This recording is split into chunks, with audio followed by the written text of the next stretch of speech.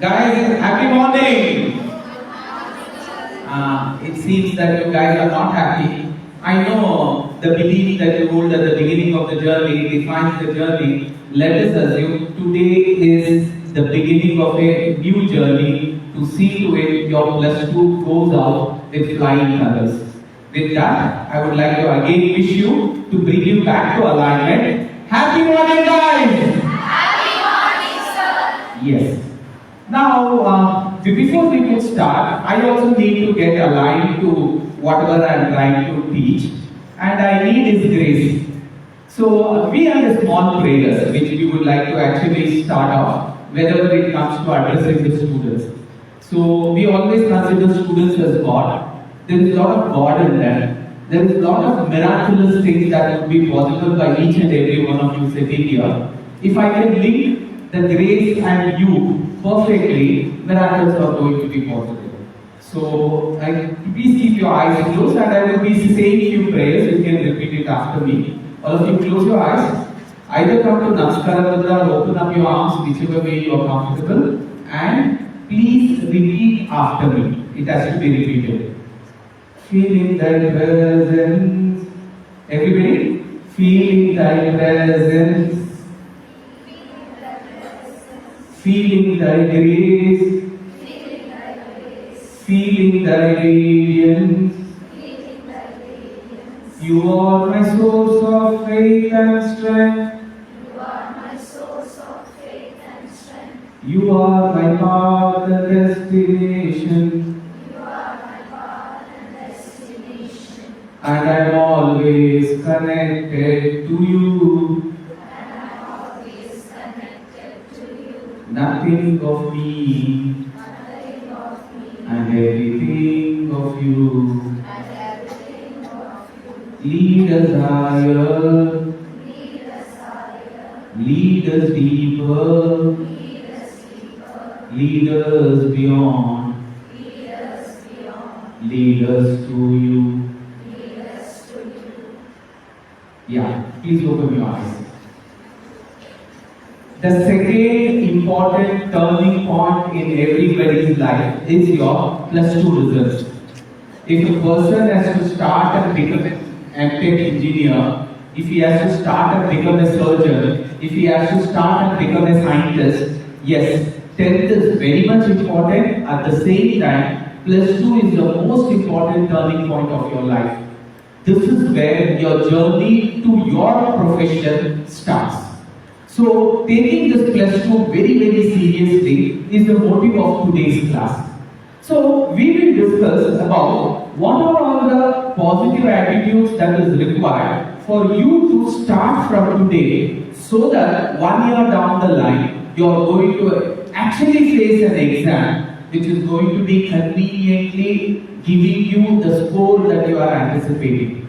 For that to happen, we need to work on your attitudinal skills. Now let us go for the first slide. See, when we talk about attitude, admissions in schools and colleges will definitely happen for various reasons. You have got admission to St. Charles PU College, it has already happened. But to get through this admissions with flying colors, with flying marks, there, right kind of positive attitude is required, which you will consistently follow from day one.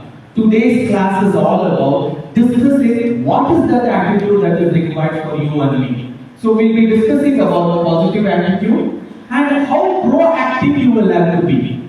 See, whenever we talk about the entire academic year, it has to go with a very neatly planned program so that your every day has to be pre-planned and it should be executed in the same manner. Why this has to happen? There are a lot of negatives that may come up for which today's class is going to throw some colors.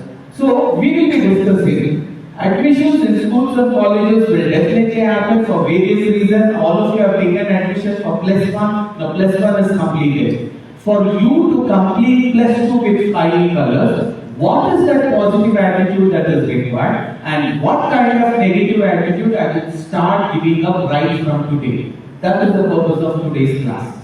Now, 3 years down the line, or 4 years down the line when you complete a 3 years graduation, or 5 years down the line when you complete your 4 years graduation, you should definitely ask this question. Good academic and technical skills will definitely get you to a place called as an interview.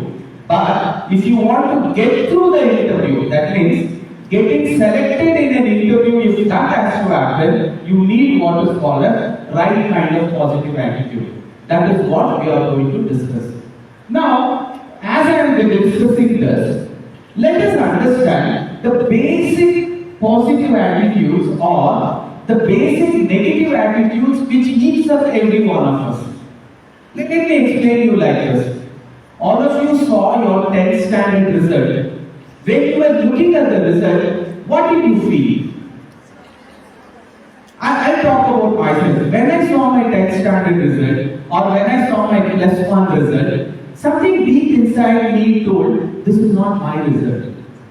If I would have really worked hard, if I would have really worked smart, my result should have been far more better than this, and this is eating me and telling this is not my result. The moment I realize this is not my result, my mind is trying to make a plan for myself because all of us have these two minds. There is a positive mind which always wants us to take in the direction of positiveness, and there is a negative mind who always wants to anchor us and try to take us into negative mode instead of making the choice of positivity. So at that particular moment when I am seeing my 10th standard result or when I am seeing my first PUC result, something deep inside says, this is not my result. And my positive mind starts talking to me and it says, if I would have really worked hard, if I would have really studied the same day's lessons the same day, I think I would have got much more better score than this. And immediately my positive mind starts making plan. What is that plan? Next academic year, assuming it was first PUC. First PUC, because I have decided I should be getting better marks than this, my mind starts talking to me and telling, next year I am not going to be the same person, come what may. Assuming whatever happens, the first day of college, I go to college, I go much early so that I am much before time in the class. I'll occupy the first bench, yes, that also you do. Immediately after the first class, without even wasting 1 minute, I will go through all whatever the lesson that was done in the first class, a small revision would be prepared and I would revise it then and there itself. What planning you did? You saw the results. You thought 70 is not your percentage, few of you thought 80 is not your percentage, few of you thought 90 is not your percentage because you predicted that if I would have really worked hard, I would have seen myself at 95, those who are at 90, those who are at 80, you saw your results as 90% what you should have got, those who are at 70, you expected to get 80, those who are at 50, you expected to get at 70 or 80. Why? Because you knew if I would have really put the right kind of efforts in the right direction, I would have achieved this score. Planning has happened. So immediately your mind starts giving you certain positive points so that next academic year you can see your result much higher. What is your first plan? First day of the college, without wasting any time. Between the first period and the second period, I would complete up all my revisions.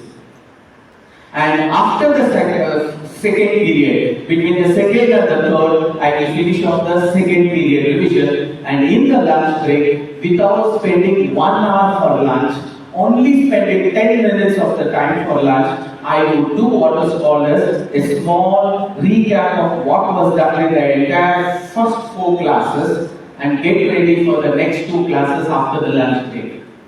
And immediately after the lunch break, without wasting any time, there also, after the first session, after the second session, my planning has happened perfectly. And most of the time in my last academic year, I never used to come back from college straight without wasting time. I used to waste a lot of time. I used to talk to friends and waste a lot of time gossiping. Now, nothing doing. I'll come back to my home immediately and I will start doing the revision of the entire day. Planning has been done. And you also plan, I was the person who never used to get up early in the morning. But now it is not going to be the same. I know. Early in the morning, just before the sun rises and after the sun rises, what we call Brahmi Muhurta or Brahma Muhurta, that is the most energetic time of this 24 hours. Let me put all my effort to see to it. During that time, I would be doing the most important job of my life. What is that? Studying for the exam.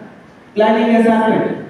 Always remember, early in the morning, just before the sun rises and after the sun rises, which we call as golden hours of the entire 24 hours, during that time, with little effort, you can get maximum benefit.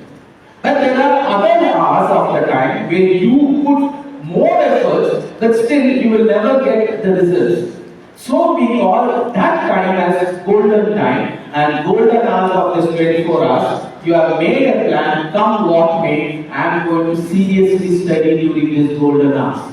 All planning has happened. A small break of 10-15 days was given, you come to the college. As soon as you come to the college, your mind knows that last time my result was this percentage, I should have got this percentage, let me strive to get that better percentage, and your mind is also recollecting whatever the planning that has happened. So you come with books, everything ready, because you are told immediately after the first class, I will be doing what is called as revision. The first class is done. Because it was the first class, the teacher did not want to take the complete 1 hour, just occupying 45 minutes, she told, next 15 minutes you are free to do whatever you want. Immediately the positive mind says, you had promised that you will do a recap of the entire class. So you pick up the pen and you are about to write. As soon as you are about to write, something stops. You are about to start the most important journey of this academic year, and something seriously starts and it says, I'm not saying don't do it now. Instead of this class, you can do it next class. Everybody is watching you. So what you do, you took a pen, you took a book, you are about to write a few points, looking at the textbook, something deep inside, and all other friends who are looking at you, creates an illusion in you that, why should I do it now? I'm not saying I'm not going to do, I'll do it next class. So you push it to the next period. Next period, one more subject was there. Maybe it was maths, maybe it was computer science. The teacher, because it was the first day, she only spends 40 minutes and she says, next 20 minutes you are free to do whatever you want. The positive mind alerts you. You have not done the revision after the first class. Now, no escape, you should do the revision or you should do a small recap of the first class and the second class. You pick up the pen, you pick up the book when you are about to start. Again, something deep inside says, I'm not saying don't do it now. Instead of now, do it next class. And the next class comes, again something deep inside says, no, I'm not saying not to do. Instead of now, do it next class. Immediately the positive negative mind says, arey yaar, next period is not working for you. You do like this. Once for all in the afternoon, you do a recap of the entire 4th class. And you come to the afternoon. Afternoon, it was a lunch break for 1 hour. You complete the lunch in 10 minutes and you have 50 minutes of free time in your hand and you know you will have to do what you were supposed to do. You pick up a pen, you open the book, and when you are about to start, again the negative mind says, today it has not worked. Once for all, you go in the evening to home and then do it. I'm not saying not to do it. So once again you postpone, and every time when you want to start something, you are getting into an habit of starting trouble. This is what we call starting trouble attitude with each and every one of us. All of us are born winners. All of us do want to become that winner. All of us do want to become that first person. All of us really want to do that start. But when you are supposed to start, you get into what is called as starting trouble. And every time this comes, you are not actually saying you are not going to do. Instead of now, you are pushing it and saying, I'll do it later, I'll do it later. Next period, when it does not happen, the negative mind convinces you and says, next period is not happening. Once for all in the afternoon, do it. And in the afternoon, when you are supposed to write it again, says, you have done next period and afternoon. Tomorrow, genuinely start doing from class 1. That feeling will come when you are about to go and start doing the revision. Why? It says next period has not happened, you are pushed into afternoon. Instead of today afternoon and starting at a time when you are not supposed to start, tomorrow freshly you start from class 1. So what happened? Every time you get into a starting trouble, you do what is called as procrastination. What is procrastination? Nothing but postponing. You postpone and create a new starting point. When tomorrow comes, are you ready to do it? No. What you say? I'm not saying I'm not going to do today. Instead of today, I will do it tomorrow. You push it to tomorrow. Tomorrow, when it happens for 3 consecutive times, you are a little uncomfortable with whatever has happened. And you start saying, tomorrow is not working. Once for all, from next Monday, I will seriously start studying, and you push yourself to next Monday. And when the next Monday comes, you are seeing, I think this Monday, next Monday, 100% sure I am going to start, and you push yourself to next Monday and next Monday. When 2 such Mondays have gone out of your hand, your negative starts telling, next Monday will not work for you. And the positive mind asks, then what will work? Next month first, seriously start studying. You push it to next month first. And when the next month first comes, you are supposed to start at least doing that seriously. You say, why only second month? I'm not saying don't do. I know exam is important. I should score the highest mark. But instead of next month, let me do it next month. And you push it to the next month. And next month, when twice it has happened, your mind is not happy. The negative mind says, next month, first is not working. And most of you, what you do, you wait for this Yugadi to come. End of this month Yugadi. So most of you already planned. From this Yugadi, I will seriously start studying. Yugadi will come. No, somehow Yugadi is not working. You look for something else. So what is happening? The biggest negative attitude that is bothering us is starting trouble. But among you, there are a few who decide that I am going to do this, and you will start doing from day 1. So what has happened? You did not get into this problem of starting trouble. When you get into this problem of starting trouble, that leads to what is called as procrastination, and that procrastination will create a new starting point. Procrastination will create a new starting point. What is that new starting point? I'll do it in the afternoon. I'll do it tomorrow. I'll do it coming Monday. I'll do it first of next month. And then you are going to live in a problem called as living with the problem. You live in this cycle of every time a new starting point is given, and you procrastinate and create a new starting point. When you go to the new starting point, you again procrastinate, create a new starting point. When this is happening consistently, what happens? You are stressed. Your entire stress in life is the gap between when it should have been done and ultimately when it was done. If today's class, you go today only, finish off the notes, do one kind of revision, go back in the evening, do the second revision, and also go late night, complete of the third revision, get up early in the morning, prepare for whatever has completed, also prepare for what is going to come. That way, you have prepared yourself so perfectly, all these actions will never come. There is no stress at all. Every time you procrastinate, today you procrastinated to tomorrow, what happens? the subjects will double. For one day, if it was 6 classes of lessons were supposed to be studied.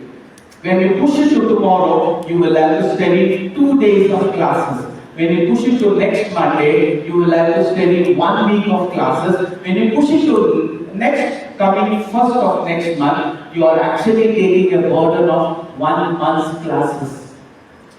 So what is happening? Every time the burden of what has to be completed becomes larger, becomes bigger and bigger, you will start finding the stress which you cannot handle. So what do? You slowly start giving up. Why? By that time, your first test marks has already come. What was your expectation? You actually were 90%, your expectation was 95%. For that, a plan was already made. I'm going to do this, I'm going to do this, I'm going to do this. But did you do that? No. You got into starting trouble, you got into procrastination, you started living with the problem, and you are completely stressed. And because you have so much of stress because of the target, what do? You bring down the target. What do? You yourself bring down the target. And you say, 95 is not going to be possible. At least 92% I will take. Why? In the first test when the results came, your score was only 88, 89%. So you will have to still work hard to hit that target 95, and you know it's not going to be possible because you are far beyond the schedule. And slowly what happens? You are again procrastinating. After the next test, I will seriously start studying before the midterm exam comes. You keep on procrastinating. You live with that problem, and you are completely stressed because the package is more. Result is not coming as you expected. And slowly, at one point of time, you say 80% also is not a bad score. Your target was 90, 80% is also not a bad score. Now here, let me ask you, दुश्मन कहाँ है? All of you say ना, दुश्मन कहाँ है? What is the answer? दुश्मन बगल में है. Let me tell you, दुश्मन बगल में नहीं है, दुश्मन अंदर है. You did not get up because of the दुश्मन was बगल में? Definitely not. You procrastinated and postponed it that I will seriously start studying tomorrow. It was never anybody else. It was you alone. And again, ask yourself, am I an enemy of myself because I'm consistently getting into starting trouble, consistently getting into procrastination, and consistently I'm living with this problem? Nobody else is responsible. You alone are responsible. If anybody has become very, very successful, it is never because of anybody else. It was only because of their efforts and their choices what they made. It was never because of the parents. It was never because of the teachers. It was never because of the siblings whom they are born and brought up with. It is again only because of them. A chaiwala becomes the greatest prime minister. A tribal woman becomes the best president right now, the first citizen of India. A fisherman's son becomes a scientist. It was only because they took the choices of making the right decision. They were a ghost of themselves. There are a lot of cousins of Abdul who are still a fisherman and they have died as a fisherman. There are a lot of near cousins of Narendra Modi who have lived as a small chaiwala and they are still living as a chaiwala. They own a small hotel where they serve more teas. And there are still a lot of tribal women who are living in the forest, deep in the forest, and they don't know what is happening in the world. They live there and they die there because it was their choice. Now, each and every one of you sitting here, you should ask yourself, what choices will I make so that I will not get into starting trouble, I will not get into procrastination, living with the problem, stress, and ultimately giving up. Very, very important. Now, because we are discussing about the starting trouble, let us understand what is the cause of this starting trouble.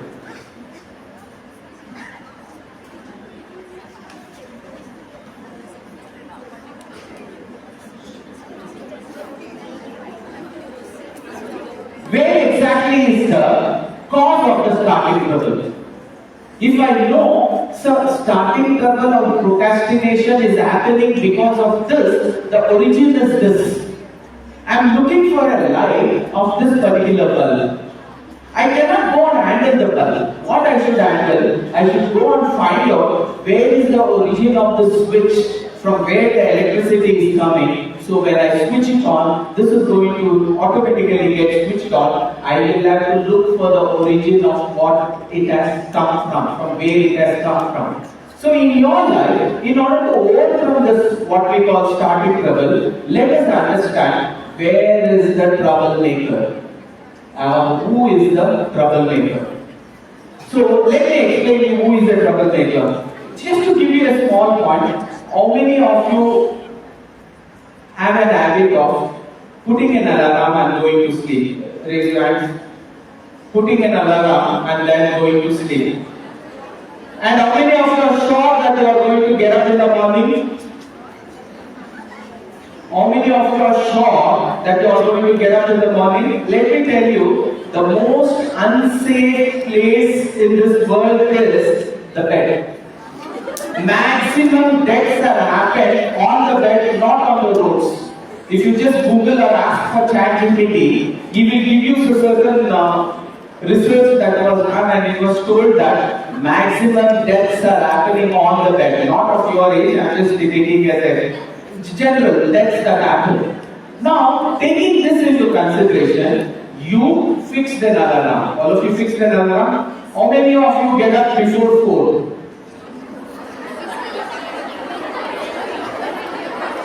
Okay, before 5?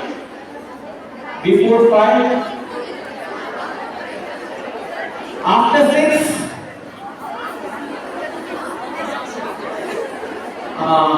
How many science students? Green is science, red is commerce, computer science. Okay.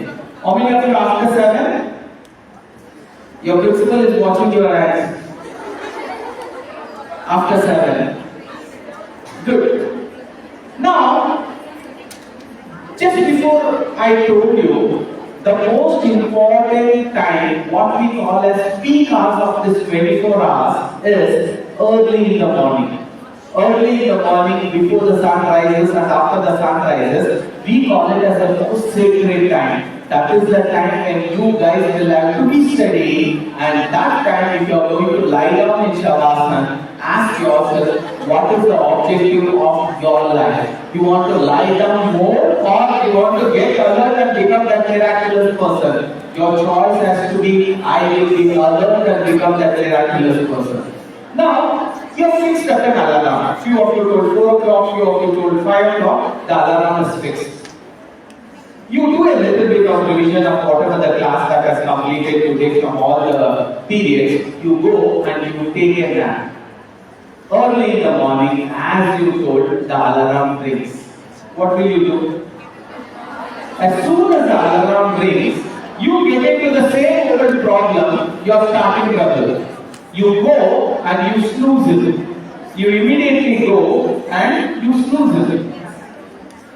What do you say? As soon as the alarm rings, assuming it is your mother only who is giving you an alarm call, and she says, son, daughter, you are supposed to go to get up for studies, and she actually gives you an alarm, wake up, telling, it's 4 o'clock, my dear daughter, will you please get up? So immediately what will you do? You get into that snooze. You snooze and you push it to some other time, because you are not saying I'm not going to get up. You know you will have to get up. But you will again call your mother and say, Mama, I really want to get up, but instead of 4 o'clock, I will definitely get up at 5 o'clock. Wake me at 5. Few of you may go change the alarm from 4 to 5, and you have decided 5 o'clock I'm going to get up. 5 o'clock decided. Again at 5 o'clock what happens? The alarm rings. You should get up? No. You again get into procrastination. Starting trouble is leading to procrastination, and because of the procrastination, what you are saying, I really want to get up, but instead of getting up at 5 o'clock, Mama, keep the geyser ready. Keep the breakfast ready. I will definitely get up at 5. You fix everything and you sleep. Mama will again call you at 5 o'clock. My dear son, the geyser is ready. The geyser is on. The breakfast is already served on your table. Please get up.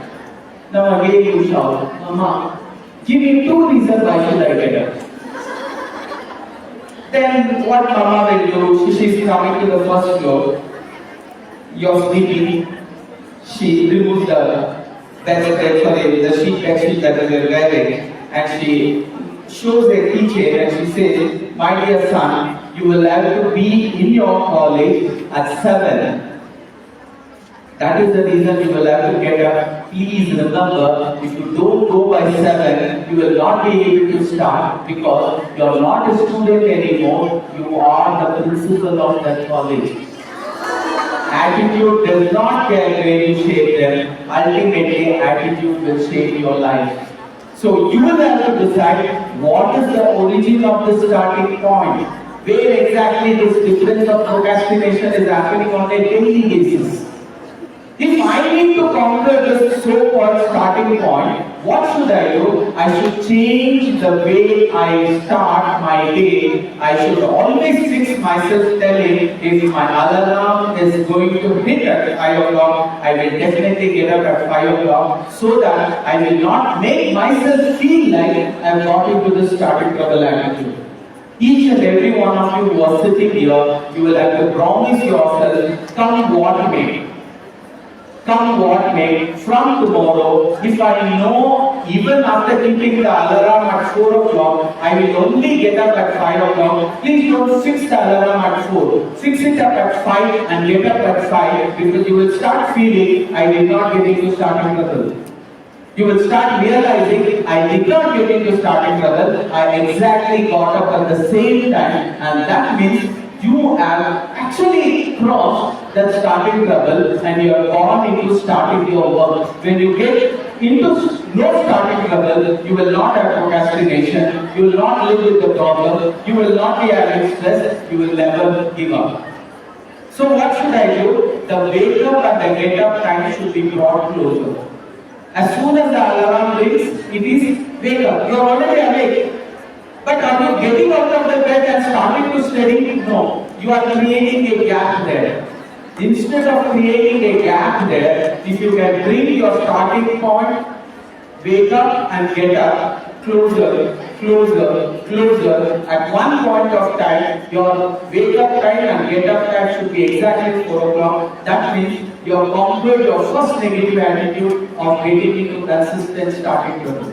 So that when you are landing, you will not be able to, you will not be procrastinating, you will not live with the problem, you will not be stressed, and you will never get into an attitude of giving up. So all of you repeat after me. I promise, I will not get into starting trouble. I know starting trouble will lead to procrastination. I will not get into procrastination because I know procrastination leads to living with the problem. I will not get into living with the problem because it creates stress. My entire stress in life is the gap between when it could have been done and when eventually it was done. And that will lead to giving up attitude. I don't want to give up on my plans, on my goals. Few of you are taking it very, very lightly. Let me share a true story. You will realize how starting trouble and procrastination can hurt us to the core. This is a true story. I remember one of my aunt who was a principal of a very reputed college in Bangalore. She was so much health conscious. I could never imagine something like this happened in her life and my aunt is no more. My aunt has a beautiful daughter. Our daughter and me, we were actually studying in the same college and we were of the same age. When they wanted to get a daughter married, they got a very nice alliance. It was an alliance from America. And their daughter was wedded off and she was living a very luxurious life because both husband and wife were working in a very reputed company in US. It so happened, my aunt got a news that she would be a grandmother. She was so happy and she wanted to have that celebration done with no hindrance at all. With this in her mind, she was preparing for a daughter and son-in-law to come from US and she wanted to have a very private 6 months with her daughter and to see to it her grandson or granddaughter comes out in a very luxurious way and all the preparation was going in full swing.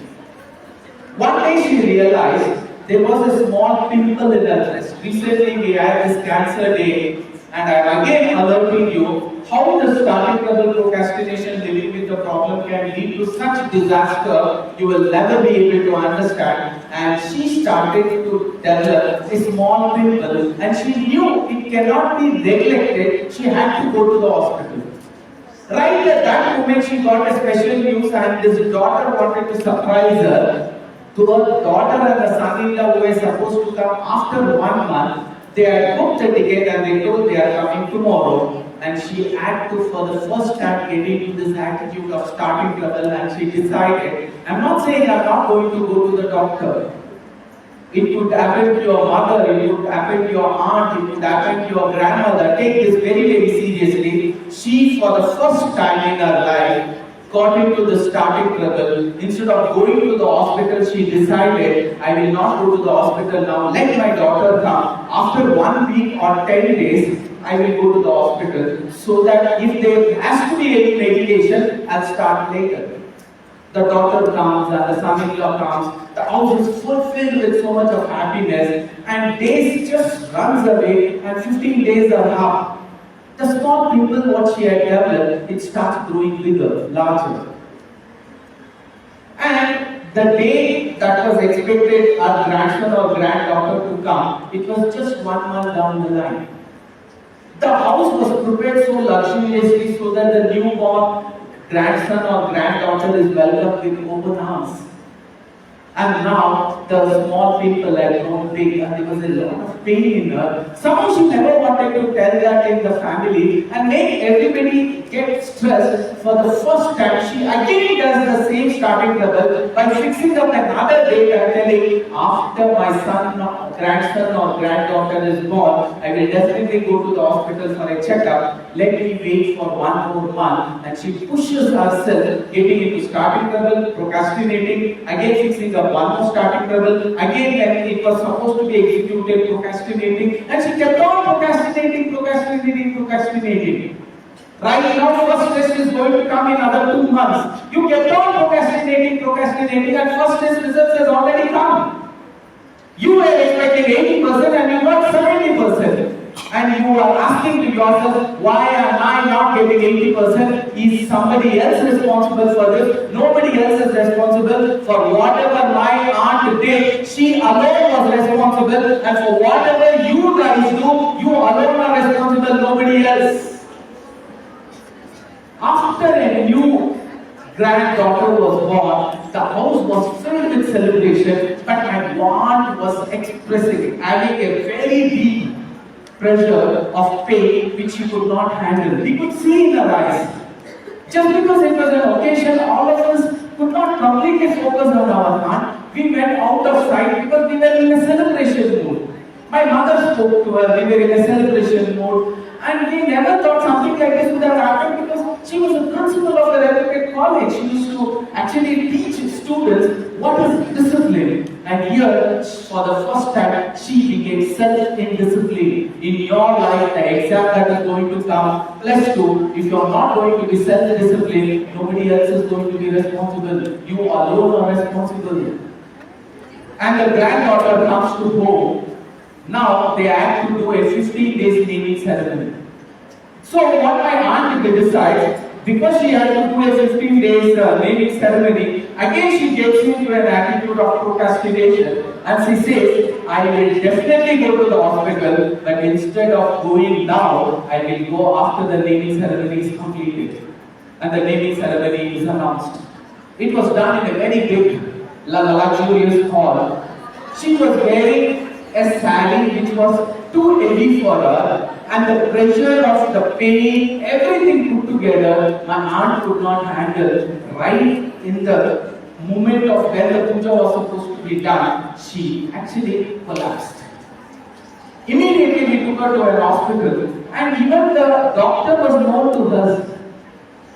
The doctor was a cancer doctor. She was known to us.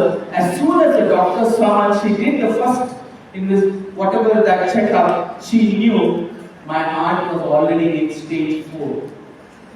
She shouted bad words against my aunt, telling, "Why are you guys educated? I really don't know. Is this something that you will have to get into starting from the procrastination, living with the problem? And how can you live last 4 months with so much of stress?" And because of that, all that stress, my aunt had already given up because she knew, as per the details she got online, that she was already on stage 4, and she also knew it would be few days and she will never be able to live more than that. And she got into giving up attitude and she gave up. It's over. My life is over.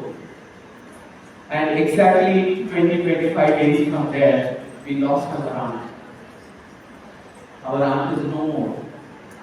In the same manner, few days from now, maybe 150 days from now, your final exam will come, and there is never going to be one more second UC final exam in your life. Everything that happens once in your life. It is you who will have to take it very, very seriously and don't get into this starting trouble, don't get into this procrastination, don't get into this living with the problem, because it's not going to work. In everything we start executing this. And this will actually change the focus of how we are actually studying. Let me take a simple example. Why do you think your teachers give you assignments?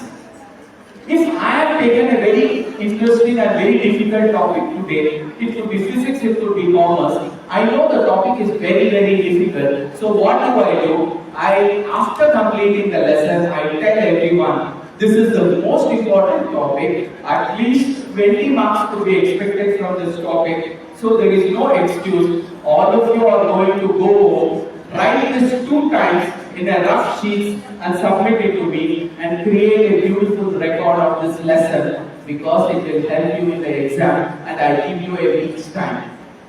What did your teacher say? She asked you to complete an assignment. Reason? Very important. One more reason, 20 marks is going to come, and she told, this is the most important lesson. Please prepare well, write it 2 times, also do the record and submit it to me next week. What should you do?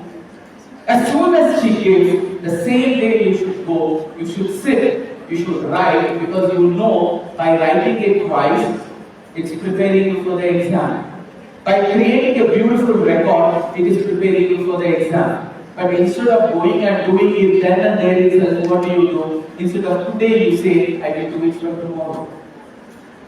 And then when the tomorrow comes, you will say, anyway I will have to submit on Saturday, I will again do it tomorrow. You postpone it to tomorrow. Starting trouble will lead to procrastination. Procrastination will lead to living with the problem. And then living with the problem will lead to stress. And stress will lead to giving up attitude. You kept on postponing tomorrow. And finally on Friday night, you will do it. But Friday night, your objective of doing this will change. Earlier, you were doing it with an objective that I want to understand this lesson perfectly and it should help me in the exam. But on the Friday night when you complete this exam, your objective will be, tomorrow if I am not going to submit this assignment, my teacher is going to scold, and your objective of actually submission and the purpose and the aim with which you are completing the assignment is turned into I need to submit, otherwise my teacher will scold. So what has happened? Your entire action has changed its direction. What you saw in the 10th standard result and expected more to come. What you saw of the first QC results and expected something more to come. How you thought if a child can become this, a tribal can become this, and a fisherman's son can become this. I also want to hit that 10%. All that will drop to zero. Let me say a beautiful phrase. All of you would have heard this.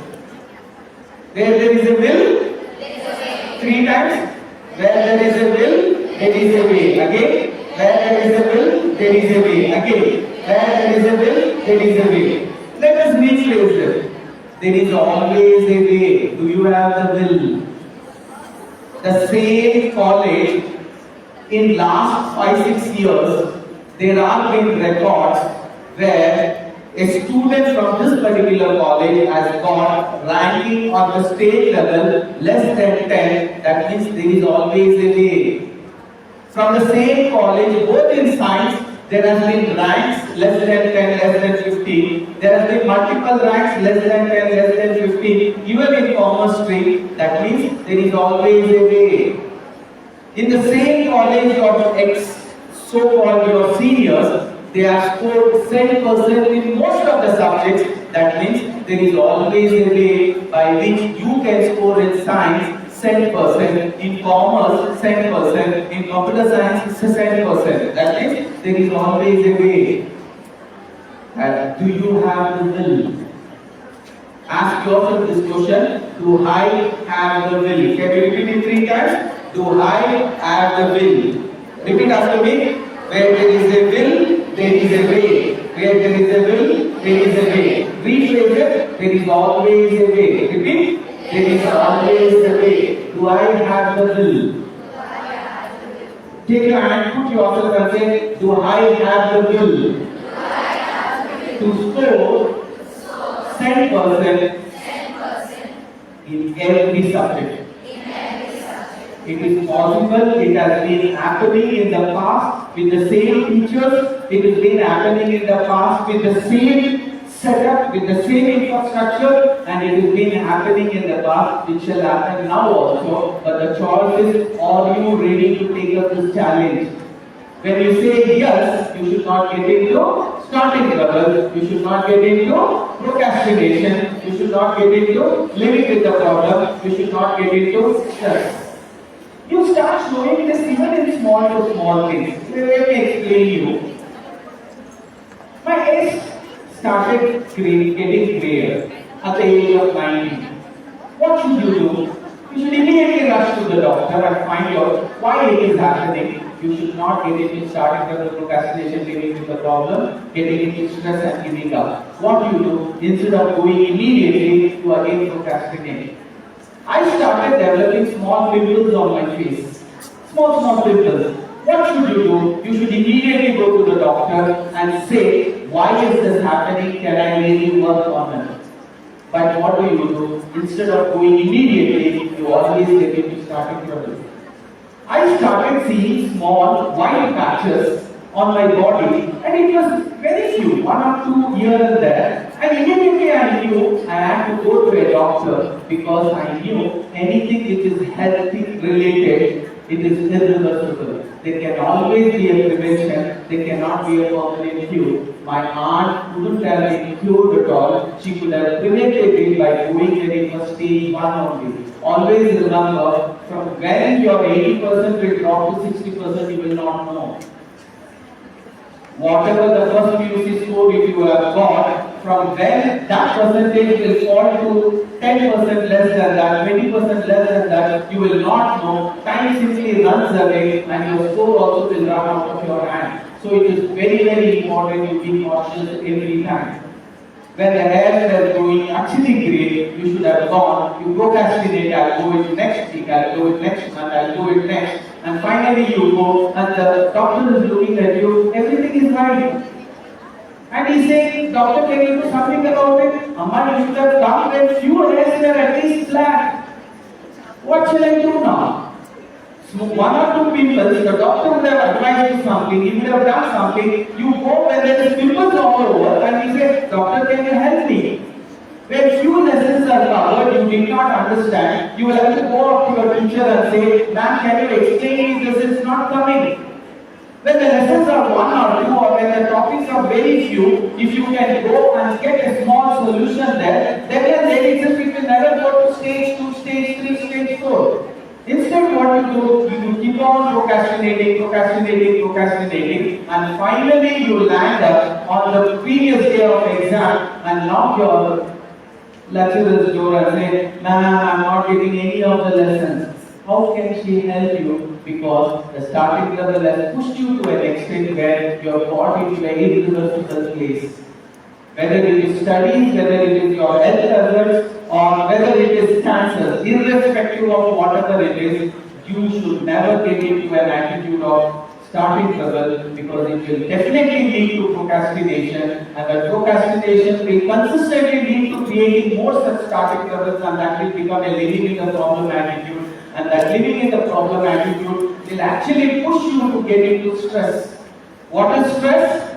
Stress is nothing but, repeat after me, stress is nothing but the gap between when I should have studied and ultimately when did I study.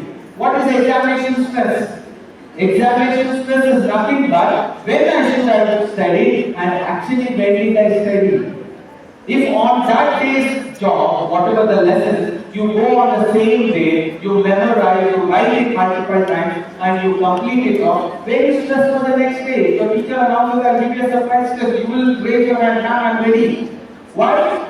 You have already completed preparing for the lessons. So you should take this very, very seriously. Never get into starting level, never get into procrastination, never get into stressful attitude, because this will start reflecting in every decisions of your life. Maybe few skill sets you are bad at. Maths, basics you are bad at. There is no escape. Join a training center or go for your teachers. Request for an extra classes, request for an additional classes, work on it consistently, because when you keep investing time on that particular vertical, slowly you can master that vertical. It could be any subject, it could be any skill set. So the only solution is let me invest the right amount of time in the right way so that skill sets I can master and I can develop. Now talking about all this, sir, agreed. What is the solution, sir? Can you give me a solution to whatever you have told? All of you are ready for the solution? Yes, sir. Open your book and write down solutions for my negative attitude. Solutions for my negative attitude.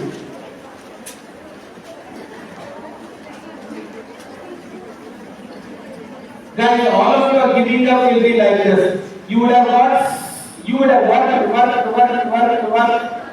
In the exam, you give up.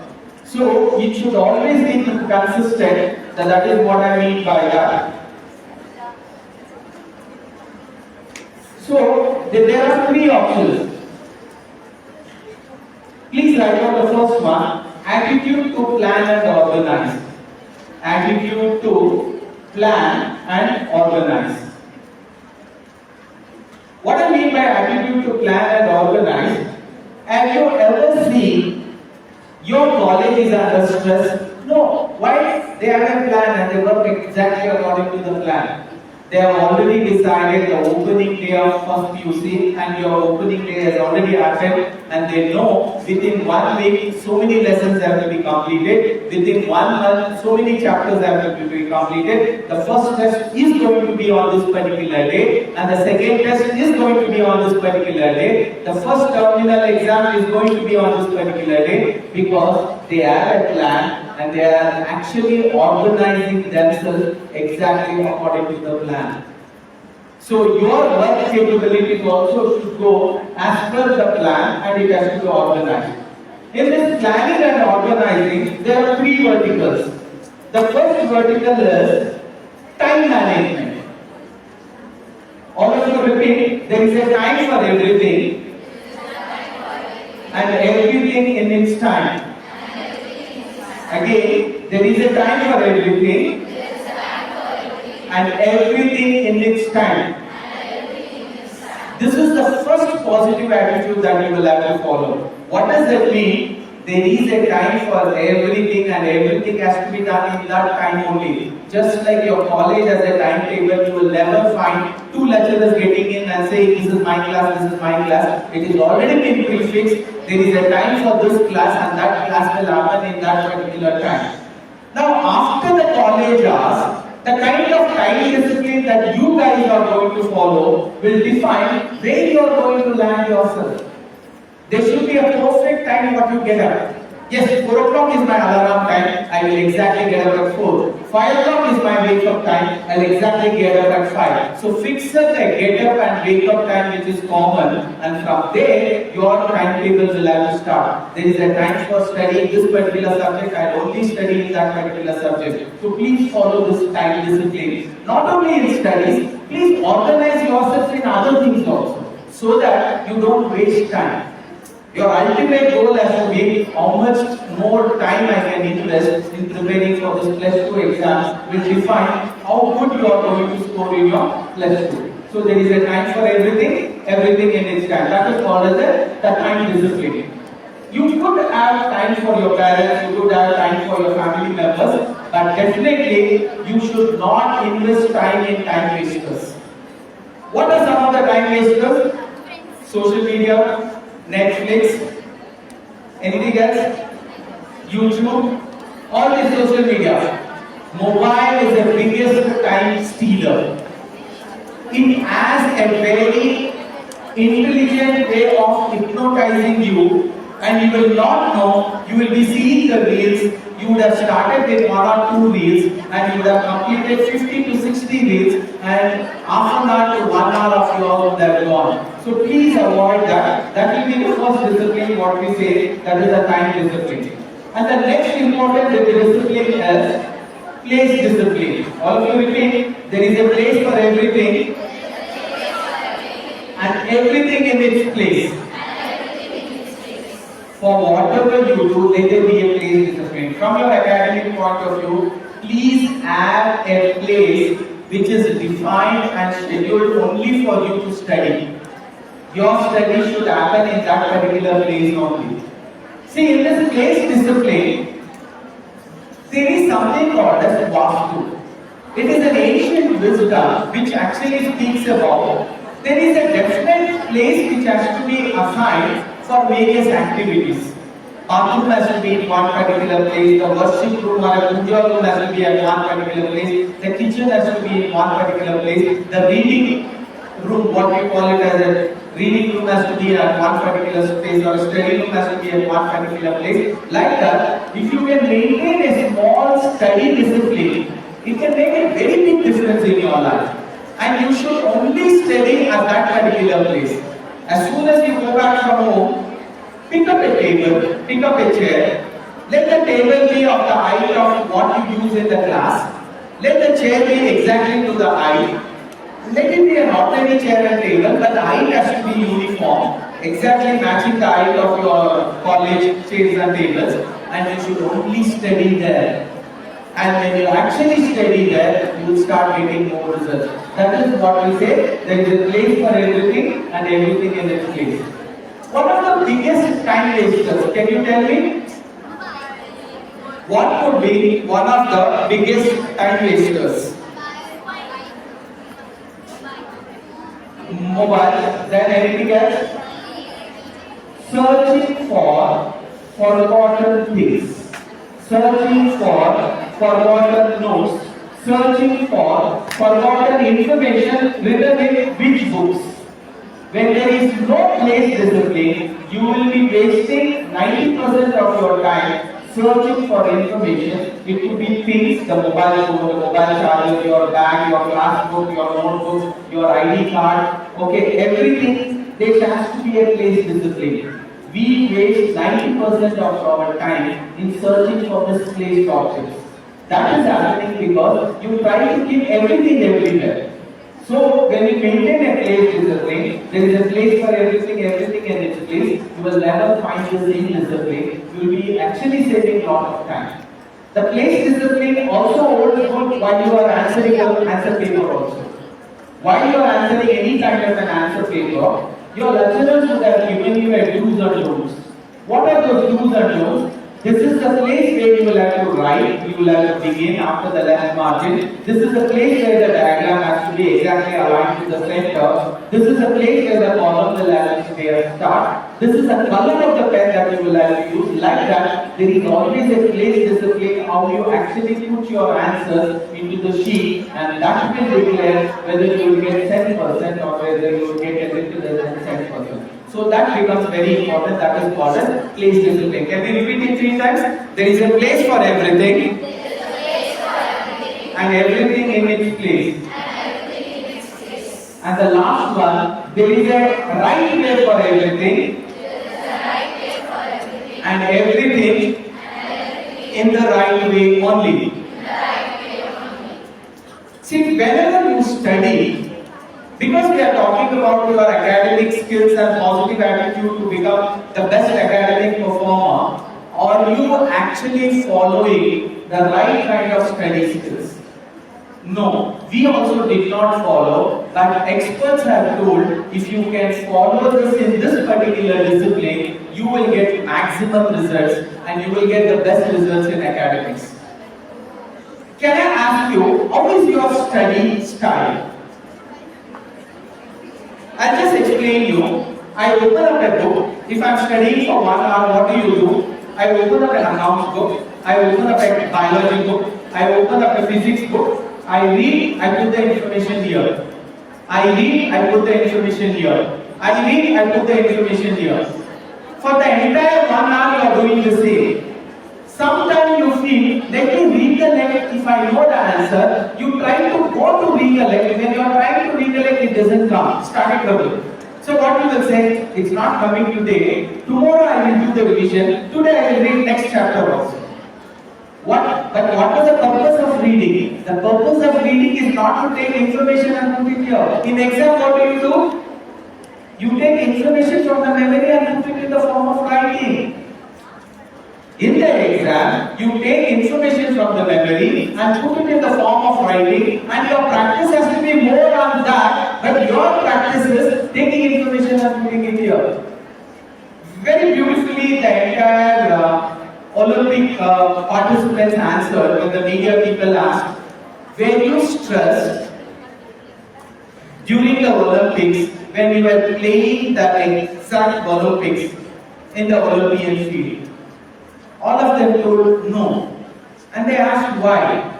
The kind of practice that they are given at the same kind of an atmosphere, so we did not feel that we have come to a different place altogether. We felt we had an experience of this place. Now in the exam, when you will have to collect the information from your memory and put it onto the paper, what is that you guys are practicing? You are always practicing taking the information, putting it here, taking the information, putting it here. Do you know how exactly it actually reflects? Whenever you are given a question paper, ask your past, your 9th standard, your 10th standard, your +1, when the question paper was given to you, you looked at the question paper and you were able to actually do a complete summarization telling this question comes from this particular chapter, this question comes from this particular chapter. You never felt any of the topic was outside the subject. And even if it is outside the subject, you need not worry. Public English sir will take care of it. He will make a big announcement. ಮೊದಲನೇ ಬಾರಿಗೆ second PUC ವಿದ್ಯಾರ್ಥಿಗಳಿಗೆ out of the syllabus ಪ್ರಶ್ನೆಯನ್ನು ಕೊಡಲಾಗಿದೆ. Education ಮಿನಿಸ್ಟರ್ಗೆ 10 marks grace ಕೊಡಲು ನಾವು ವಿನಂತಿಸಿದ್ದೇವೆ. And it will come. You will always find the questions are within the syllabus and you know where you have written. Why? Because you have taken up information like this. You know where it is. But when you actually take a pen and when you start writing, most of you who cannot recollect 50%, you will only get 50% marks. Those who are able to recollect 60%, you will get 60% marks. Those who are only able to recollect 30%, you will see the difference was you did not practice to pick information from the memory and put it here. So, your attitude of how you study, it has to change. Let me explain you like this. In 1 hour, how many 20 minutes are there? In 1 hour, how many 20 minutes? Science and commerce students. In 1 hour, how many 20 minutes are there? 3. We'll divide it into 3 parts. All of you repeat. The first 20 minutes. With your right hand. The first 20 minutes. The second 20 minutes. The third 20 minutes. For the convenience, we will call it like this. The first 20 minutes. The middle 20 minutes. The last 20 minutes. Whenever you are going to study, the pattern has to be like this.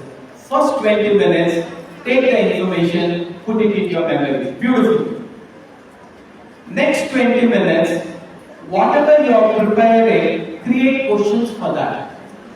The next 20 minutes, let the book be there. Use a pen, no, use your memory and try to do a verbal recap of reading the question, trying to recollect the answer verbally.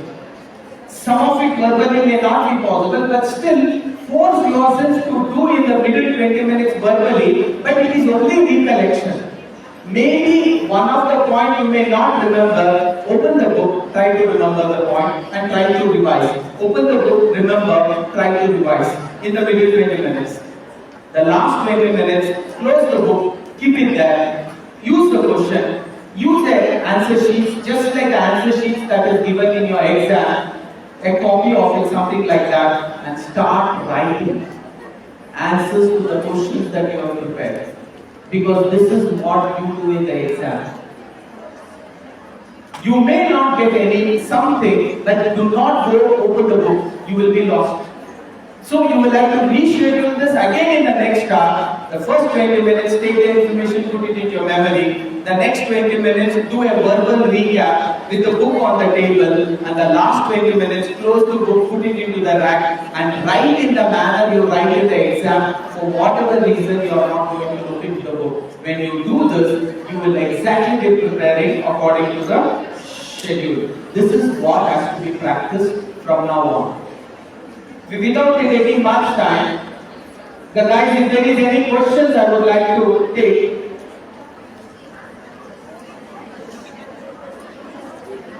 Whatever has been explained till now, anybody has any questions? Okay, now, today, one more attitudinal problem is, you are not able to hold on to it long enough. What I mean by hold on to it long enough, today, because I came and I explained you about starting trouble, I explained you about wake up and get up. Maybe tomorrow, as soon as the alarm rings, you will wake up. Maybe tomorrow, immediately after the first class, between the first class and the second class, you will start preparing for the notes. You may do it day after tomorrow also, you may do it after that also. But after some time, a time would come, you will not hold on long enough. Instead of holding it on long enough, you will start thinking, today one day I won't do. From tomorrow, I will 100% do. If you do that one break, that will become a permanent break, because whatever you told tomorrow I will do, all these days you were doing, tomorrow I will do, that tomorrow I will do, will push you to one more tomorrow I will do. When this tomorrow does not work, what will you do? Monday I will do. When this Monday will not work, what will you do? Next month first you will do. And when this next month first, what you will do? You will go for Ayush Puja, you will go for Yugadi, you will go for Deepavali, and finally you say, let the new year come for the 2026 exam. I am going to prepare so seriously like nobody else has prepared. Like this, your time will simply run away. So please do not get into starting trouble, nor get into procrastination, nor try to live with the problem. So if you have any questions, I will try to answer. Otherwise, the positive attitudes that you will have to carry is attitude to plan and organize. In that plan and organize, there are 3 things. One is time discipline. Repeat after me. Time discipline, place discipline, and right way and wrong way discipline. So in right way and wrong way, I told you what is the right way of studying. In place discipline, I told you, please study in the same place where you are consistently occupied. And when I spoke about time discipline, let there be a deliberate time that is going to be fixed and you are going to consistently study in that particular time. Because your biological clock works in the same phase. So if you have any questions, I will take. Otherwise, I think we have winded up the class. So if there is any questions, who is having the caller mic? Cordless mic, you can ask questions.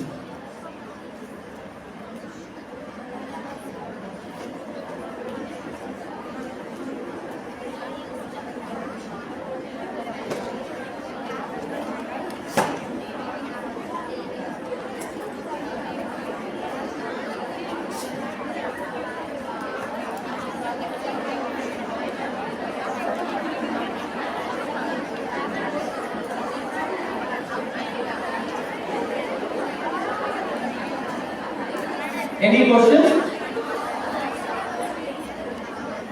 How was the session? You have half an hour more?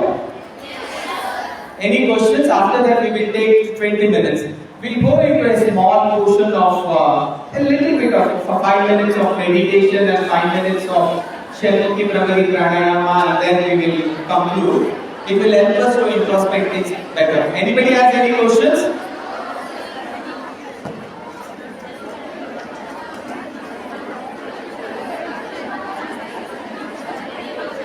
No questions? From the team red? Any captains or leaders who have any questions?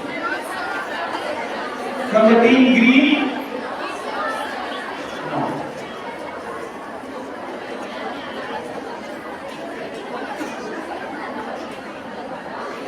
Ma'am, you can hand over the mic to her if she has some questions.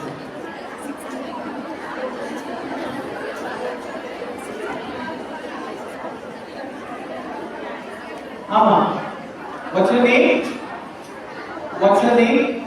My name is Vijayashree, sir. Yeah, your question. Sir, in the starting, when they introduced about you, they told you were into journalism. So I just wanted to know how you went into it. See, journalism is an external hobby sake that we had used. When you say journalism, it is not journalism. I work for a decade and all. That way, I am associated with journalism. And I am also a social media in charge for Bangalore South BJP. That is also a journalism where we talk about viral posts, we talk about how a particular incident can be posted so that it can be made viral, how to create awareness in public regarding International Yoga Day, how to create awareness in public about Swachh Bharat, how to create awareness in public about monthly bar and the Prime Minister's PL's radio function. This is how we get got into that particular.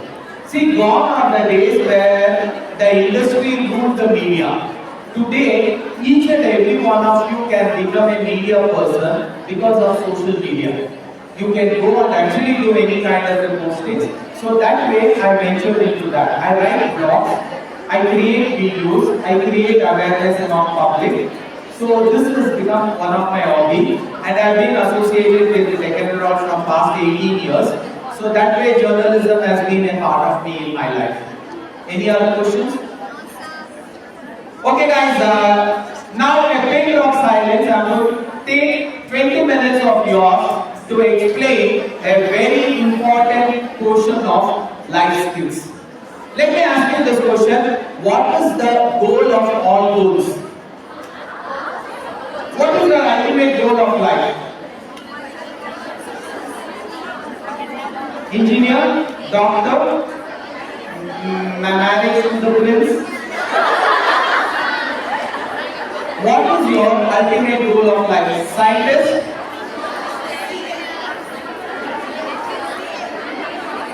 I'll explain you. The ultimate goal of all of you is happiness.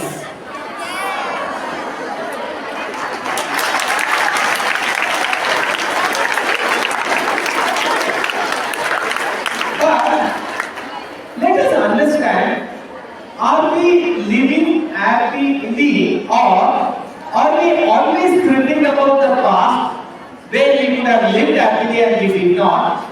Or are we thinking that in future I am going to be happy? You should ask this serious question.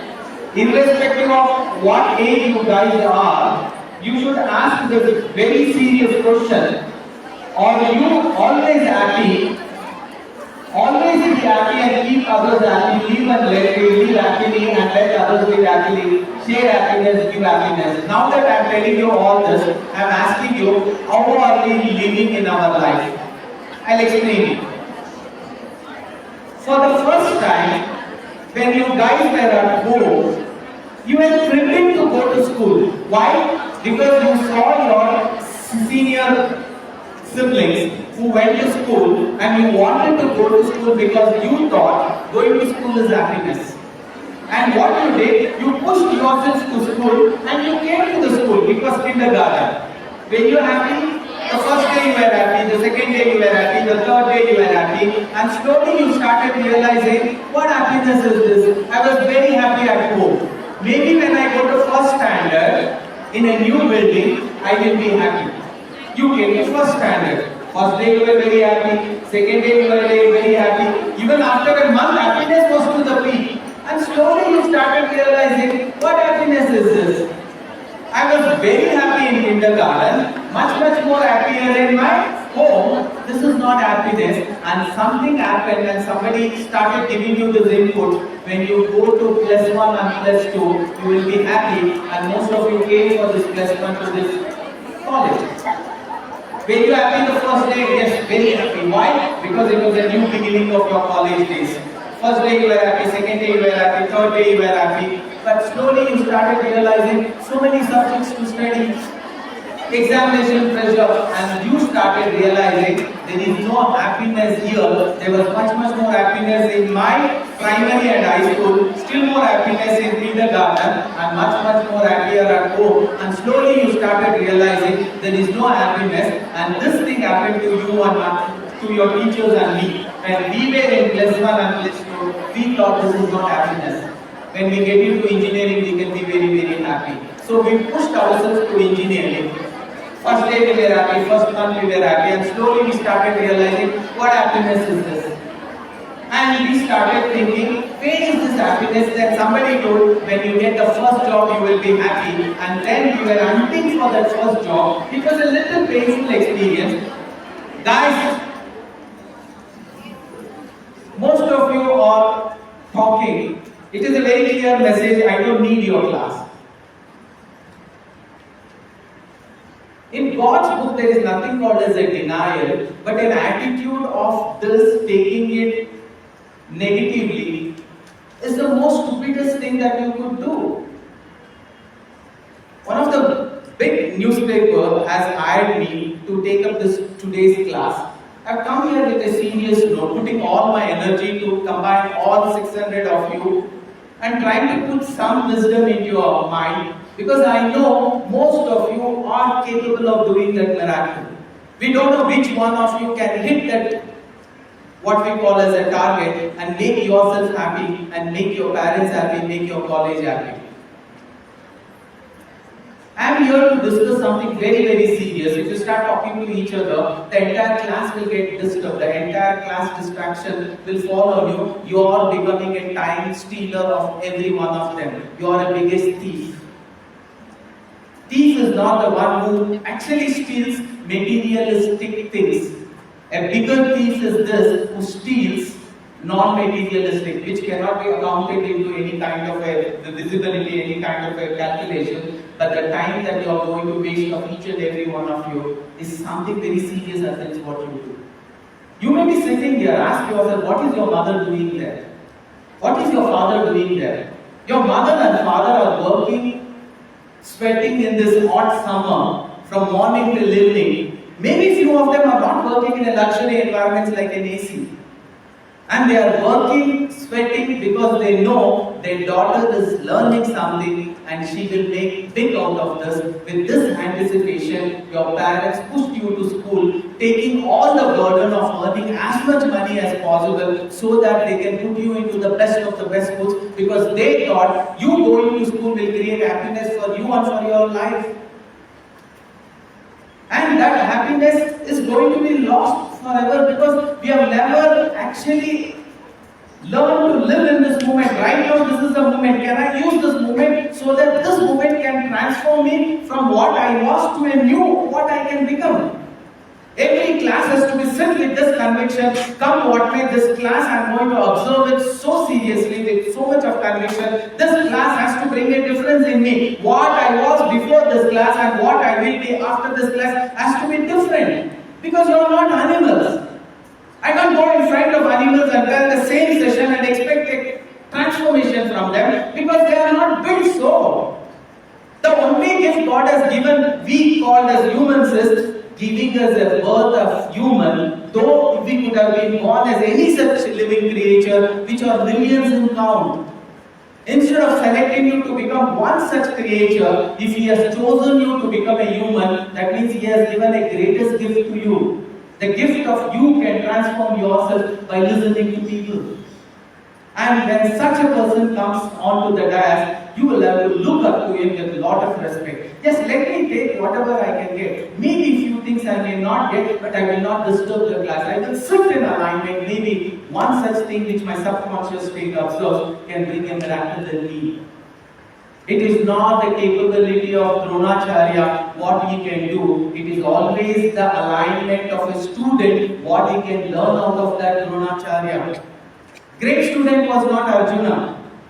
Great student was that Ekalavya, not even being in the comfort zone of the teacher, he makes miracles. And let me tell you, there is an outside world which are creating such miracles, and there are girls from such remote places who are scoring extremely so good marks.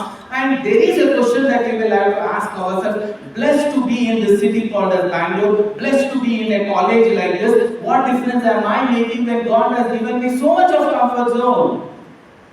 There are a lot of girls who are actually not given permission to even go and attend the college. Maybe some of them will say, in a week, 2 days I will allow you to attend the college. Rest of the day you will have to help me in the farm. These are the conditions many of the girls are studying. Please go through all these inputs. You will know where and how you are actually standing in a so-called comfort zone and you are in a better place. This comfort zone was given for your previous good karma. By doing a wrong karma, you are again going back to the same place. What is the difference between them and us? They take it with so much of submission. There is a complete surrendering. If you don't know how to surrender, you cannot bring an Ekalavya out of you. You don't need a teacher. Again, I am telling you, if anybody is successful and if anybody is a failure, it is only because of you. There is no Dushman Bagal mein. There is Dushman in you who is actually creating this mess of talking to each other and disturbing the class. If you can sit with this conviction, I am not going to be disturbed by anybody, the person who is talking also will stop talking. Because he knows I cannot disturb anybody. You give the keys to each and everyone. Come, disturb me. Come, disturb me. A marriage happens in your neighbor. You give them the key. Come, disturb me. I will attend your entire marriage ceremony. Yes, festivals comes and goes. A person who is not going to be bothered about the current festival will celebrate a beautiful festival in the future with so much of energy, because he knows this year no festival is going to come between me and the exam. This year, no marriage celebration is going to come between me and the exam. This year, Holi is not going to come between me and an exam. I will sit with so much of conviction because I know I have been given the special, a very special comfort zone, because I know there are a lot of people who are deprived with the same comfort zones. They have not been sent to college. The parents would be the most happiest if their daughter says, I don't want to go to college. Somehow with all the pain, if your parents have pushed you to go to a college, it's a God's given gift onto you. Now ask yourself, you are not a tribal woman who is living in the forest. You are far better than them. You are not a fisherman's son. Don't look at your mom and dad and say, you are not an engineer and how can you expect that I will be an engineer? That is a stupidity. Go and talk to Abdul Kalam, he will tell you. His own niece and cousins are still a fisherman, and they will die as a fisherman because they lived a mediocre life. You're not here to live a mediocre life. God has gifted you an ambience, actually a small place where you can actually step on it and jump. You can spring up. A beautiful place. Take it with the right spirit. It can bring a big difference in your life. You take it very, very lightly. It will hit you multiple times. Get alert before the life slaps you. Before the first test result slaps you and tells you are made for 60% and you will die as a 60%. Before the first term exam hits you and says you are made for 80%, you will die as an 80% scorer. No, that is not what you are made for, because there is still unsent percentage can be achieved. There is still 20% that can be achieved. And if that needs to be achieved, you should be aligned properly. And for that alignment, happiness has to be there. Constantly happiness has to be there. And we have never lived in this moment. We are always thinking about the past which we were not happy, and we are always anticipating in future I'll be happy. Procrastination there also. We have an illness of living with unhappiness. We have an illness of dreaming about the past when we were not happy. We have an illness of anticipating in future I'm going to be happy. We have an illness of, in the past I could have studied well, I did not study well. And you have an illness of thinking, in future I am going to study well, but you are not deciding, right now is the time, can I study well right now, in this moment. Whatever that 2-3 minutes has gone, I will never be able to get back.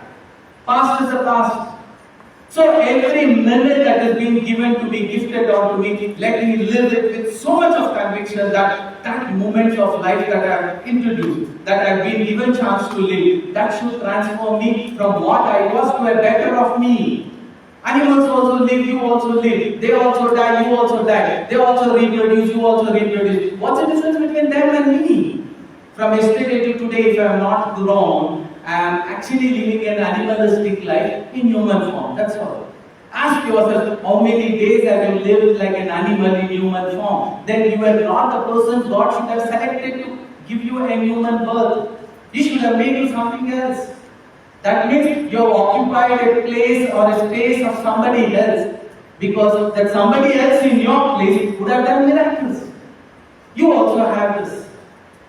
At the graduation level, we thought we are going to be the most happiest people, and slowly we started realizing, what happiness is this? Maybe when we get a job, we'll be happy. We got the first job. Yes, I'm not saying no. We got the first salary also. And there are a lot of politics in the workplace. My colleague is not happy with me. My boss is not happy with me. My students are not happy with me. Or my subordinates are not happy with me. My clients are not happy with me. And slowly you start realizing, what happiness is this? I was very happy. Actually, in college days, much more happier. In my primary, still more happier. In my kindergarten, I'm very happy at home. And slowly you started realizing, maybe when I get married, I'll be happy. Most of you think so. Marriage is not happiness. Marriage is a combo. Happiness and sorrow put together. It is called as a combo offer. Marriage is a present continuous tense. Studying is a present continuous tense. Human life is a present continuous tense. Being happy is a present continuous tense. You will have to keep working to be happy. You will have to keep studying in order to grow. It is not I have done and it is going to be the end of it. No, it stops at your last breath, but the soul will continue with your knowledge. So there is never an end to this knowledge gate. There is never an end for the emotions of happiness to be constant. And something happens, you go up to your parents and you say, just like I went up to my father and they told, Daddy, I'm just going for a job, I'm not that happy, but you told I should get married and I'm ready. He knows what I am telling, because I thought marriage is happiness. And I went up to my father and I told I'm ready for marriage. My father knows marriage is not an happiness, it's a combination of both. You can try it with your parents right now. You go home, ask your mother, and you ask her, Mama, I'm going to ask you 2-3 lines. You will have to answer me exactly whatever is right. You are not going to tell me anything lies. You take her and put it on your head and you say, you are promising on me, answer me this question. You go to your dad and you ask this question. Mom, how was dad from the time of engagement till marriage and after marriage 6 months? Mom will say, you give them a choice because no confusion. Was she an angel or a devil? Immediately she will say, Choose your angel. And then afterwards rephrase your question. Oh, okay, Mama, after 6 months of your marriage or 3 months of your marriage, till now, is he always an angel? Immediately mom will say, that is not there. What angel? Man? He's a devil. First I used to ask him a ring, he used to get me a chain. Today I ask him a chain, he never gets me a ring also. That has become your dad. But don't tell them, no? That's how life is going to be. It is a present continuous tense, you will have to keep working. After the first test, you will have to keep working. After the first term exam, you will have to keep working. Till the final exam, you will have to keep working. Only then the results can become better than what it is. There is no full stop to this. It has to be lived in a present continuous tense. But you can create a constant happiness to this. Go back to your mom and ask the same question. Go back to your dad and ask the same question. Dad, how was mom from the time of engagement till the few months of marriage? And he will say she was an angel because you are only giving them two options, angel, devil. And again you ask him the second question. Dad, how was mom after the 4-5 months of marriage until now? And she says, I don't know, mom. I was always looking for an angel in her. When that angel transformed herself into a devil? Yes. We as spouses, we are always sometimes angel to each other, sometimes devil to each other. That is what you are doing to yourself. Sometimes you are an angel to yourself because you hurt yourself and ask, get up and study. You need to do this. Now stop talking when someone is teaching something. You need to be silent at this particular time. Are you becoming that angel who is helping yourself? Or are you going to become a devil who will transform you also into a devil? This is a choice. And he says, yes, there is always an angel in my wife, but I don't think she became devil. And he also says, life is always like that. It's a present continuous tense, we need to work. Then we started realizing, okay, marriage happened, then first few months we were very, very happy. Then slowly, my wife started. I and my wife started fighting. Your teachers and their spouses started fighting. Your mother and your father started fighting. And slowly we started realizing, what was this? I was so happy as a bachelor. I was much more happier in work. I was still more happier as a college student. I was much more happier as a high school student. Still more happier as a primary student. At home, I was the most happiest person. What is happening to me? And somebody told, "Bachche ho jayenge, then you will be happy." And you tapak kade. Okay? Bachche bazu ke ghar mein rehte hain. When a baby is in the neighbor's house, your house is like a heaven. You can go every now and then, chinnu muttu, and come back. If that angel or what sometimes we call devil comes to our house, he is the boss. At our home or at your home, your parents would have kept so disciplined house. There is a place for everything in its place. There is a time for everything in its time. There is a right way for everything in its right way. A baby is born, he will cancel all the disciplines. There was a time for sleep. No, the baby will say when the mother should sleep, when the father should sleep. There was a time for actually wake up. Baby will decide when he wants to wake up. When he wakes up, the entire family has to be awake. And when he sleeps, the entire family should go for a sleep. So the entire control has gone into the baby's hands because sometimes it is always he who decides. You have a place discipline. There is a place for everything. There is a kaka place. For him, every place is a kaka place. So you cannot actually change him. That is how you will have to get used to it. So your parents know this indiscipline is going to stay and they thought, what happiness is this? And slowly they started realizing, when my daughter goes to school, it will be happiness for her and happiness for me. They push you to school and the cycle starts like this.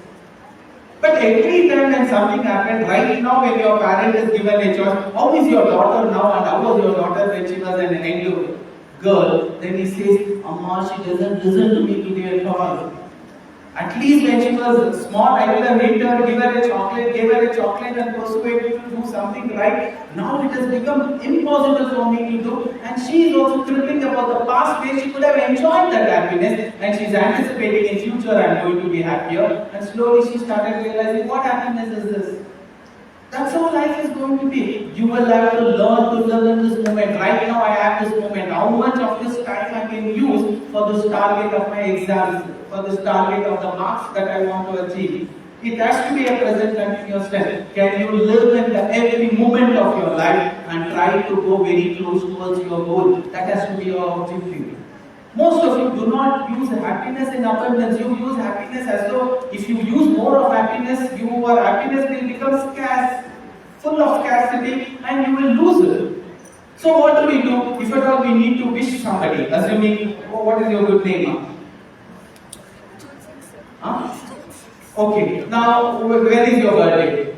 June 6. Okay, we wait for the June 6th to come, we call her and we wish her happiness. Till then, have you ever wished her happiness any time in your life personally to her? Definitely not. You wait for one such festival to come and you wish happiness. You wait for one such new year to come and you wish her happiness. That means we have started using happiness in scarcity. Why don't we use happiness in abundance? That has to be our motive. Why? We need to be happy and we need to spread happiness. See, human body is like an Akshaya Patra. We call it as a magical vessel. The more of what you give, what emotions you share out to the outside world, more of that emotions will flow on you. Assuming if I give more of happiness, more happiness will flow. If I give more love will flow. If I give more care will flow. So that way it is a learning for you. Can you spread positive emotions right from where you are, always, so that more such positive emotions keep flowing?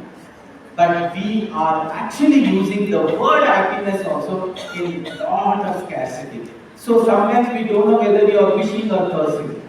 All of you, assuming I took a very nice class and you are impressed by my class, and I say tomorrow I am leaving Bangalore and I am going to permanently settle in Delhi, what will most of you say? Most of you will come at least to the airport, 2-3 of you who were interested in my class, and you will come there and you will say, "Sir, happy journey." And I say, "Only journey should be happy, wish me more." Then you expand it, "Sir, happy journey, sir." I don't wish me more. Then again keep dragging happy journey, and I call them, "Come." I don't need an happy journey because I am not going in Air India. I am going in a better flight. The air hostess anyway they will keep me happy.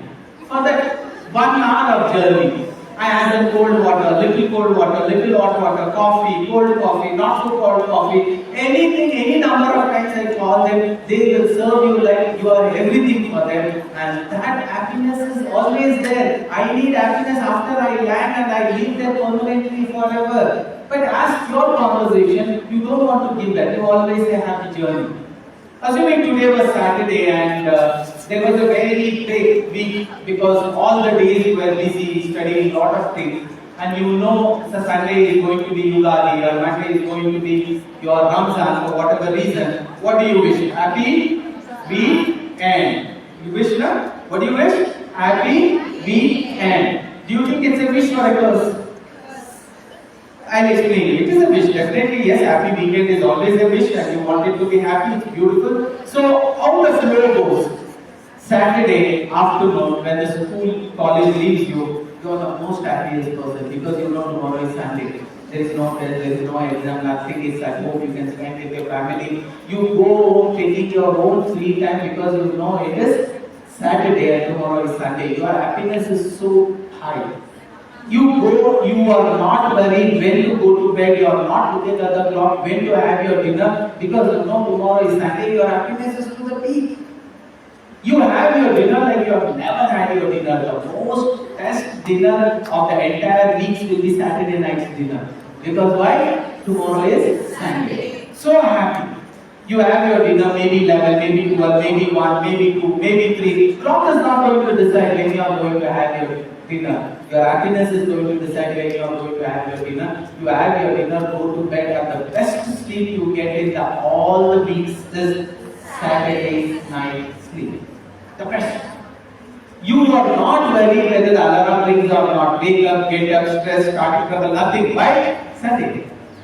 You get up at your own free time and you wait for the breakfast to come and you have your breakfast like you have never had in your lifetime. The best breakfast of all the weeks is Saturday's breakfast. And after that, you know lunch is going to come. Maybe veg, maybe non-veg. You are waiting for that special lunch to come. At 2 o'clock, 2:30, the lunch is served. You think, what a life, what a beautiful life it is. After having that lunch, you want to take that nap. One of the best afternoon naps is Sunday afternoon nap. Why? You only wish happy weekend. Week is still coming to an end. Though Sunday is the start of a week as per the calendar, for us we consider Sunday is the last day of a week. And you wish happy weekend. Happiness is going to be till the week is going to end. Now it has come to the end. At 4 o'clock something reminds you tomorrow is Monday. What happens?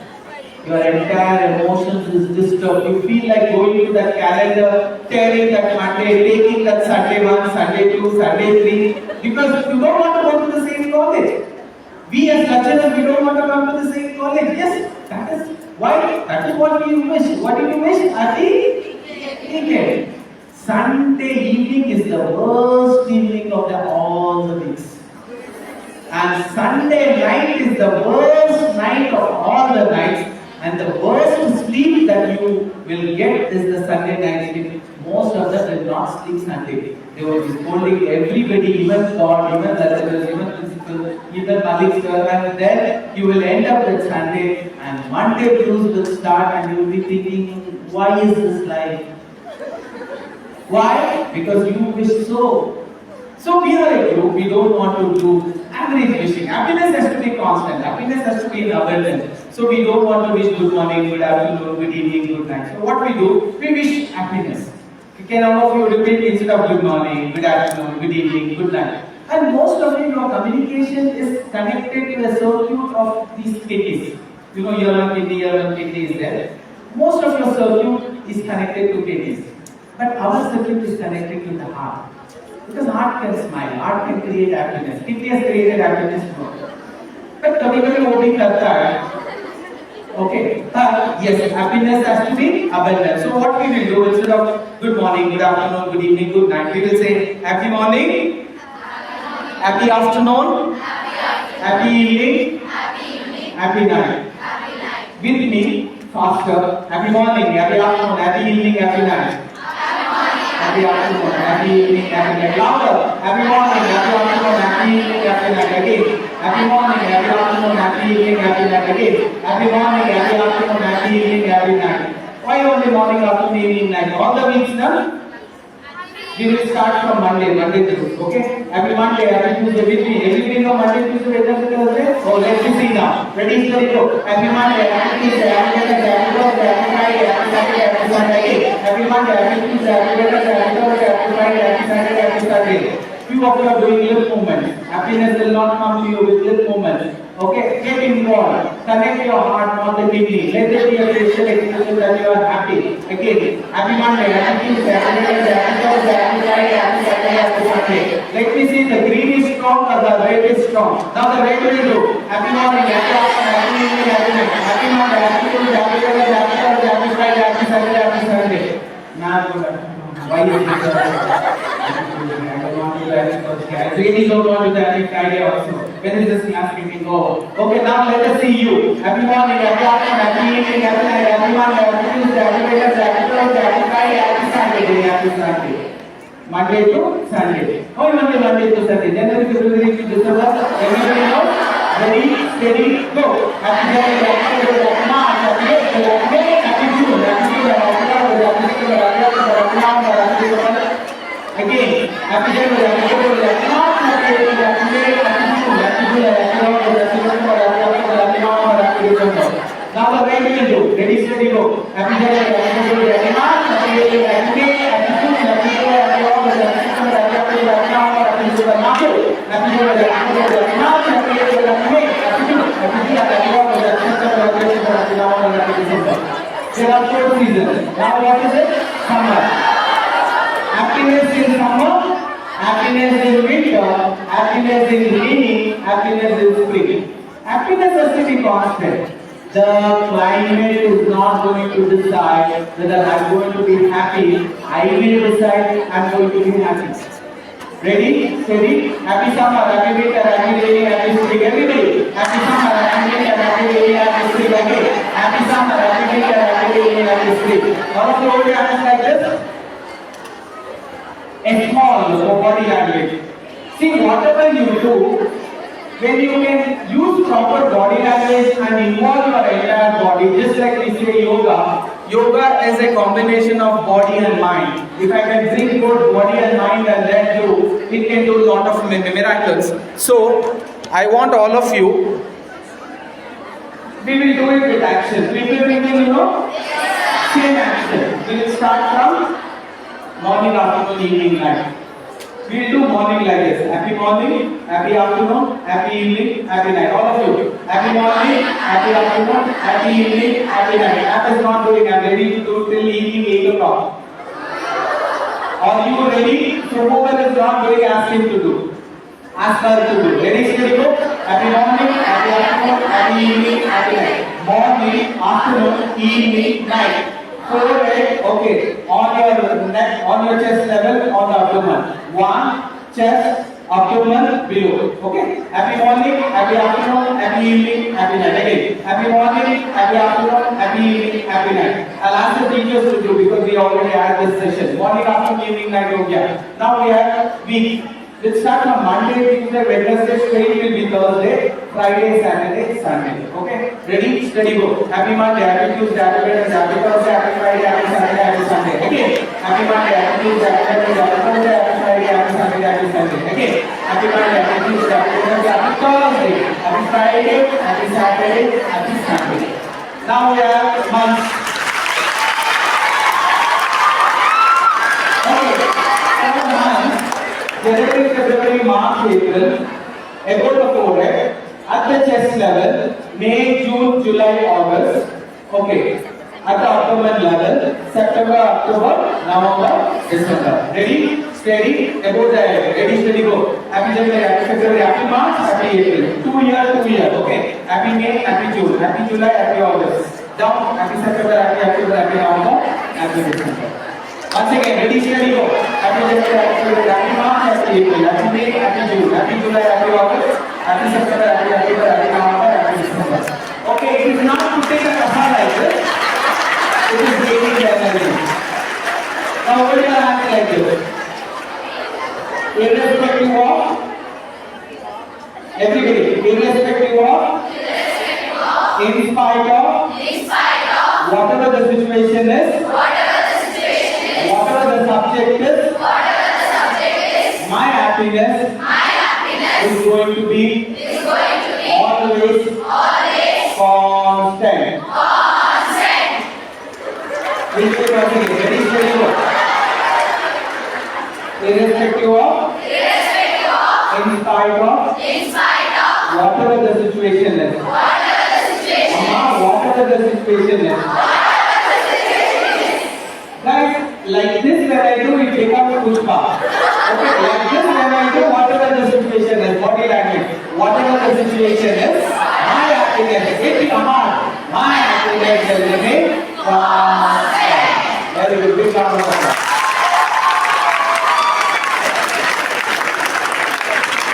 Guys, only for the first 3 rows. For the first 3 rows, we will have a competition. Only the first row will come on the dash, only the first 3 rows because we can't do all of them. The first row will come, you will do it standing. All of you will give marks. Who is actually expressing happiness?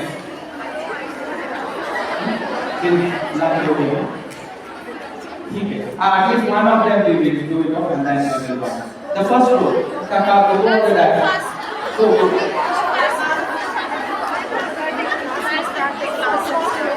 Okay. Go.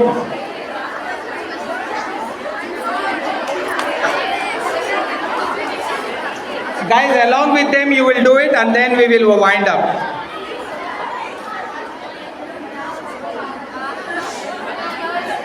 Yeah, give me only less of greener, less of dry. Okay, ready, steady, go. Happy morning, happy afternoon, happy evening, happy night. Happy Monday, happy Tuesday, happy Wednesday, Thursday, happy Friday, happy Saturday, happy Sunday. Happy January, happy February. Happy March, happy April, happy May, happy June. Happy May, happy June, happy July, happy August. Happy September, happy October, happy November, happy December. Okay, happy summer, happy winter, happy rainy, happy spring, and like this. Irrespective of, in spite of, whatever the subject is, whenever the exam is, my preparation for the exam will always be constant. And my happiness, irrespective of whatever the situation is, will be constant. Thank you. Okay guys, thank you. Love you all so much. All the best for your exams. 1, 2, 3. 1, 2, 3. 1, 2, 3. Once again. One last time. Love you all so much. God bless you.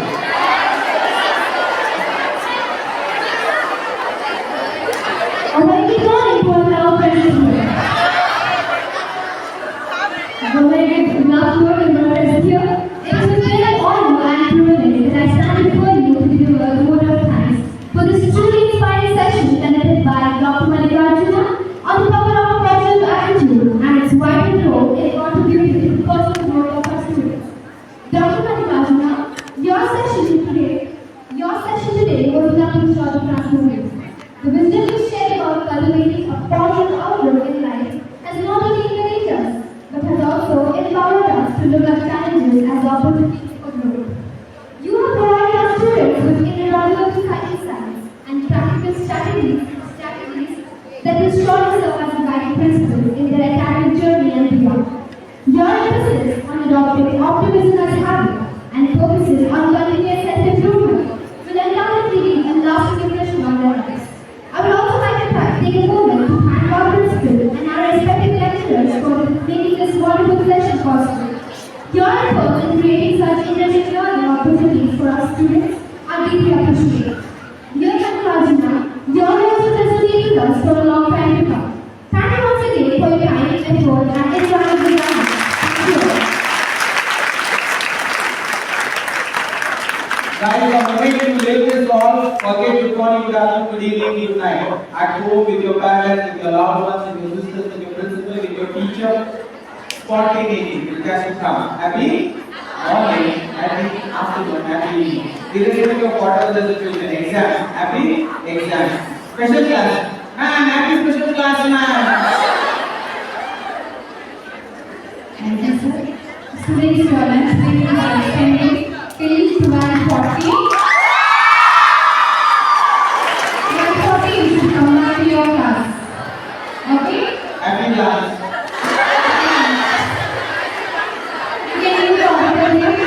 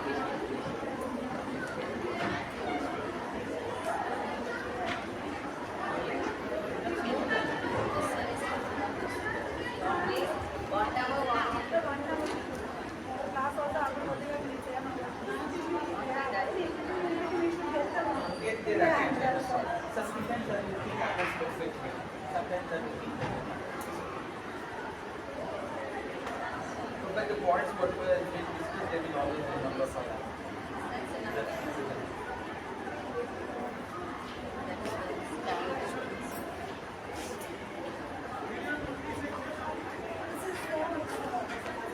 That's mine.